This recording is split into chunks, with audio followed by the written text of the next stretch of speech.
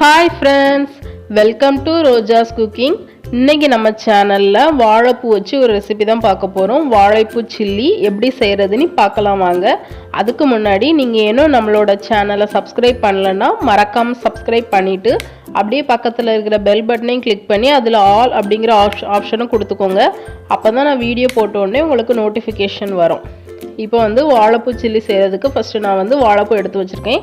ஒரு கைப்பிடி அளவுக்கு தான் எடுத்துர்க்கேன், ரொம்ப எடுக்கல, இதுவே தாராளமா போதும். இத வந்து நல்லா க்ளீன் பண்ணி சுத்தம் பண்ணி எடுத்து வச்சிருக்கேன். இது தனியா இருக்கட்டும். அடுத்தல நம்ம வந்து மசாலா எல்லாமே ரெடி பண்ணிரலாம்.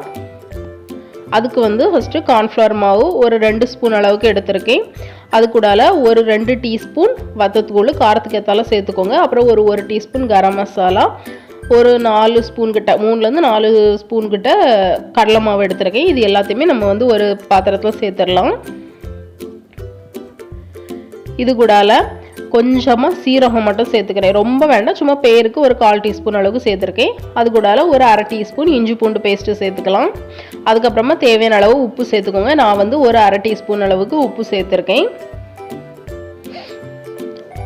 அதுக்கப்புறமா கொஞ்சமா காய்த்தூள் சேர்த்துக்கலாம், ஒரு 1/2 டீஸ்பூன் அளவு சேர்த்துக்கோங்க. சேர்த்துட்டு இது எல்லாத்தையுமே நல்லா மிக்ஸ் பண்ணி எடுத்துக்கலாம். அந்த இஞ்சி பூண்டு பேஸ்ட் எல்லாமே அந்த மாவு கூடல நல்லா மிக்ஸ் ஆகி வரணும். அந்த அளவுக்கு மிக்ஸ் பண்ணிட்டு தண்ணி கொஞ்சமாக சேர்த்துக்க போதும், ரொம்ப தண்ணி சேர்க்கண்டாம். ஒரு பேஸ்ட் அளவுக்கு நம்ம இதை வந்து மிக்ஸ் பண்ணால் போதும். அதனால ரொம்ப தண்ணி சேர்க்கண்டாம், கொஞ்சம் கொஞ்சமாக சேர்த்து கட்டி எதுவுமே இல்லாமல் ஒரு பேஸ்ட் அளவுக்கு நம்ம இதை வந்து நல்லா மிக்ஸ் பண்ணி எடுத்துக்கலாம். இப்போ பாருங்க, நான் இந்த அளவுக்கு நல்லா மிக்ஸ் பண்ணி எடுத்திருக்கேன்.